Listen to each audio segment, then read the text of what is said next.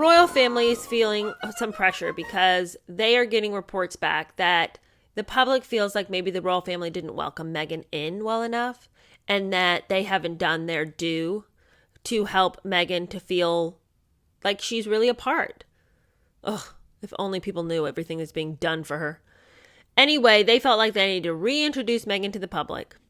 So they decided that on February 28th, 3 months before the wedding, they were going to pull every lever and get her and Harry and William and Kate on stage together at the Royal Foundation, and they were going to be unveiled as the Fab Four, and this was the face of the younger generation of the royal family, and these four were going to go out into the world and do great and mighty things in the name of the royal family. Now, the foundation enjoyed special status. As the focal point for William, Kate, and Harry's philanthropic work, the foundation emphasized help for mental health sufferers. The three royals were patrons of the foundation, and they were... The three royals were patrons of this foundation, but they didn't have a lot of influence as to what the foundation did. They weren't involved in the direct activities. The power was exercised by the foundation's executives, and they were, according to Tom Bauer, an unimpressive group who were often criticized for ineptly moving the royals around like chess pieces. Now, it's important to note that William, Kate, and Harry had kind of made their peace with the weirdness of the Royal Foundation. They knew they were a motley crew, and they just sort of, all right, they didn't mind being the faces of it. Meghan's arrival as a natural recruit for the foundation's philanthropic work disturbed the rhythm of the executive's habits, and her feminism also upset their ingrained conservatism. Meghan got up on that stage and just started blabbing. She looked like an idiot.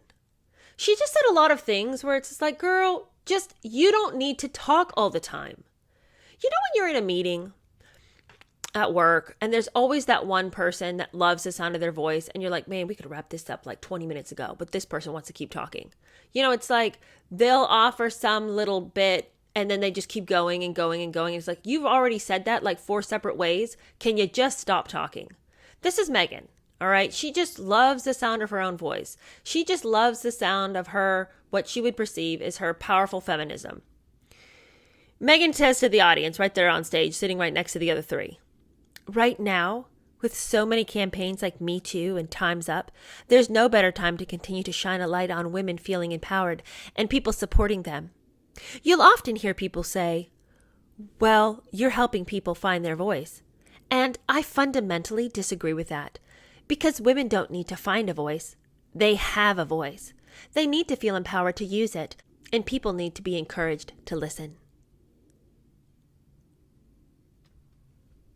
What is that drivel nonsense? Women have a voice. Yeah, no duh. No one said that women are Ariel. They just crawled up out of the ocean having been cursed by a witch. What are you talking about? Women, they have a voice. Yeah, we know it.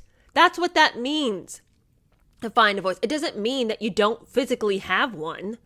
It means that you don't feel permission to use one. You can tell that Meghan thought this was really a smart thing to say.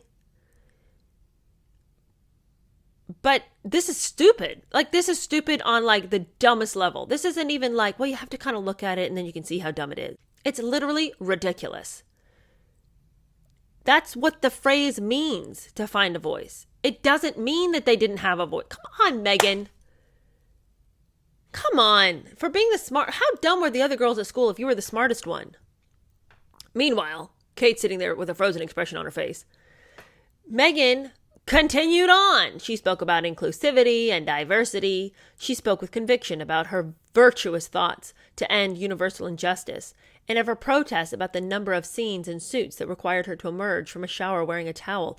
Oh my gosh. She was talking on a stage as a royal about getting out of a shower with just a towel on.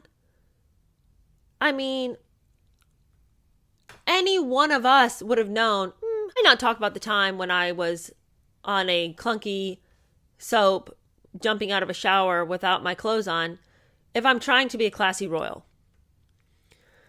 She posed as the Trailblazer, fighting for what she believed as the feminist princess of our dreams who boldly pronounced Harry to be a feminist. She was just so distasteful at this forum. Look, she can think all she wants to about feminism and women's rights and all this, but there's a time and a place. And to bulldoze, you are the newest one. Like, you don't get to just take over and talk over everybody and make these bold pronouncements. You know, she thought that she was just all that in the moment. But all she looked like was somebody who was completely out of her depth. Because, number one, she was saying things that just fundamentally don't make sense. But then number two, she just looked like somebody who needs to learn her place and needs to learn respect for others.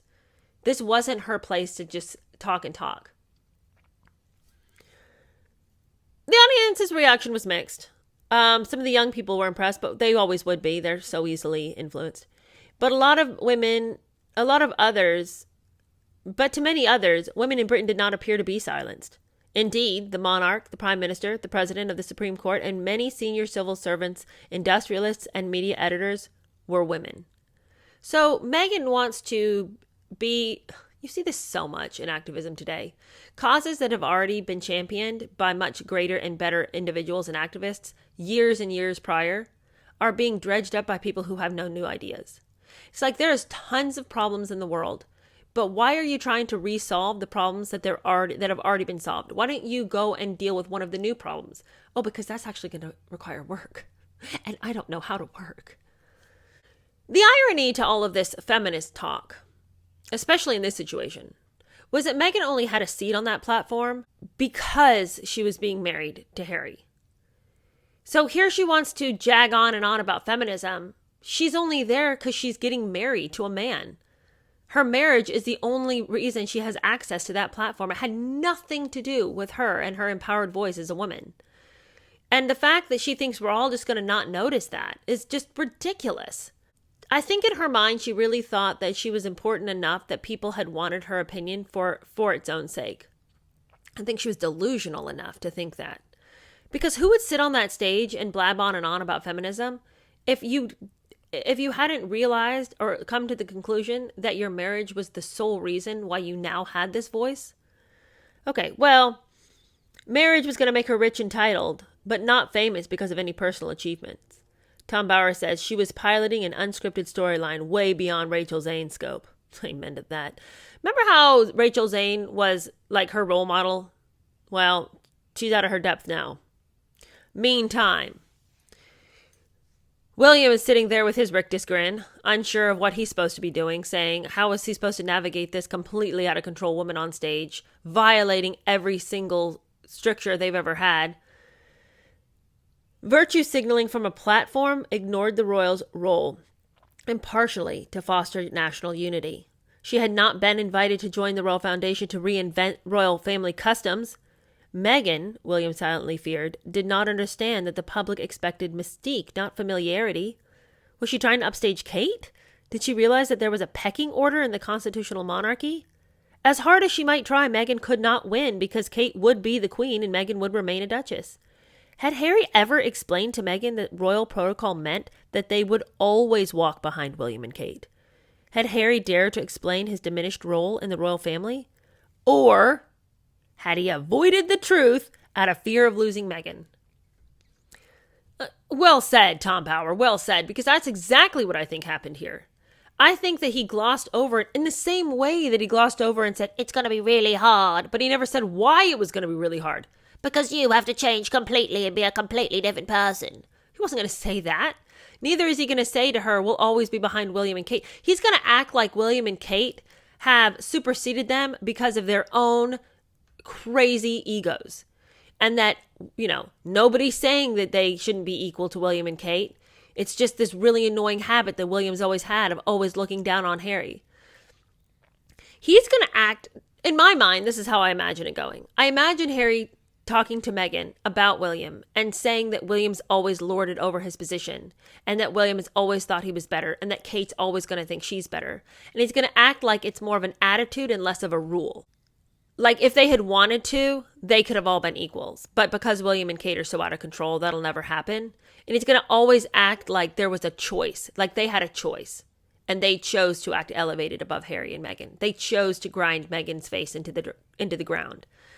I guarantee you that was the stance he took. And you can see it. Even when Meghan, in that short clip from their Netflix documentary, I think it was the Netflix documentary, where he's getting a text from William and she says her little snarky comment about, it's your brother, so, and like they have this whole attitude, like William's behavior is his choice. Like his concern about what's happening with the monarchy, his elevated status, it's his choice. He could have chosen not to behave that way, but because he's so full of himself. Anyway, I think Harry totally glossed over the fact that Meghan would be expected to walk behind Kate because he knew that wasn't in Meghan's personality to accept that. And if she fully understood what it was to be in the royal family, she would leave. That was what he thought. No, I think we can all surmise she wouldn't have.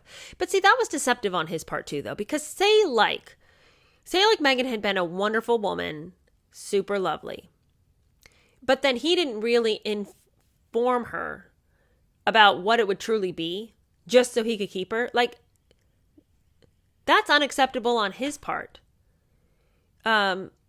Now, I think if she'd been a really lovely person, he never would have had to fear that she would leave once she found, but then, no, that's not true either, because Chelsea, I think, had been a really lovely person, and once she found out what it really was to be, the pressures that would be on her, the responsibility, the inability to be herself, she decided she was out. So I think that he'd had his experience with really nice girls, and it hadn't worked out because of who he was. So, I mean, I guess I can understand the desire to shroud the reality in mystery and be like, I don't know why everyone's acting like this. It's so weird. They're so self-involved. I mean, I don't know what it was that he said to her.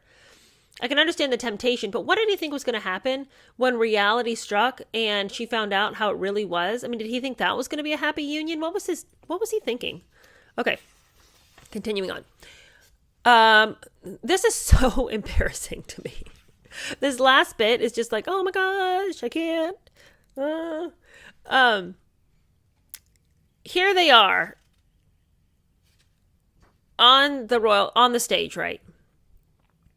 She's yapping, completely virtue signaling on every front. And Harry pipes up in a completely surprising, like, you can just imagine that his stress level was increasing exponentially, because he comes out with, as she's talking all about how we're going to modernize and make everything different. And, now that the four of us are in charge, we really see the light. We're going to steer this ship into new waters and uncharted waters. And then Harry pipes up, wedding first, he whispered loudly. Like, there he is trying to rein her in the nicest way. And she turns to him, we can multitask. Meghan replied to this unexpected interruption. That is so awkward. Is that not the most awkward, but the most telling thing about the relationship? There he is whispering in the background with the stage whisper, a wedding first. Trying to, but I still love you because it's a wedding. We still, but let's do that first. And it's like, this is so awkward. Like, your wife is your soon-to-be wife is out of control and embarrassing you and your brother and your sister-in-law. But this is on you. You brought this train wreck in. And she just sweeps right past it. Instead of speaking about mental health, she'd been swept up in her vision of a modern monarchy. They weren't there to talk about women's rights or the monarchy. They were there about mental health, which, by the way, her soon-to-be husband suffers from egregiously. She imagined herself as center stage rather than recognizing the reality of standing on the periphery. And never was a truer word spoken. She felt like because she was finally on a stage, that meant she was as important as all the people on the stage. But no, she will always and forever be on the periphery of William and Kate. It'll never be otherwise for her. And the sooner she would have come to that conclusion, the better. She could have lived such a happy, fulfilled life just realizing that she wasn't going to be William and Kate. Okay, but then go and make much of what you've been given. There wasn't any reason why she and Harry couldn't have been just as popular in the people's hearts, but with fewer responsibilities. I mean, I've never understood why Harry moaned and lamented the place is spare. This is a gift. Go and be and do and never have to worry that it all rests on you. Okay, well, as the discomfort among the four became obvious, William tried to restore harmony. The crown, he volunteered, should be relevant to their generation, but the four would not reinvent the wheel. Well said, William. Good job trying to take the reins there. But asked by a member of the audience about disagreements, the four laughed. disputes they acknowledged existed. They come so thick and fast, said Harry. Working as a family does have its challenges. Yeah, when you bring an absolute witch, you bring a demon into your midst, of course it's going to have its challenges. Now you're trying to work with Satan. We don't know, William admitted, when asked whether their disagreements had been resolved. In the jovial atmosphere of goodwill towards Meghan, few of the audience realized that Kate's smiling expression concealed irritation. You guys, buckle up for these numbers. Her publicists had already briefed the media that compared to Meghan's 1,415-pound dark navy outfit, Kate's dress cost 99 pounds. You guys, do we not just love Kate and her ability to just rock something that is normally priced? I mean, what in the world is Meghan doing with this 1,450? By the way, that dress wasn't even that great. The one that she wore to the forum, like, why in the world did she need to spend almost 1,500 pounds on a dress and it looked like that? Girl, please. Behind the stoicism of the future queen was disappointment, particularly about Meghan's treatment of their shared staff and their disagreements about the management of the foundation, and more recently, Harry's grumpiness towards William. We'll wonder who planted those seeds. It's so unbelievable how Meghan has come in and just wrecked this family that's already struggled with harmony. They've already had so many issues that have come up that if she loved Harry at all, she would have done whatever she could to restore harmony. Instead, she's over there in his ear, yang about everything, complaining and whining and planting seeds of dissent and chaos. She is a complete nightmare.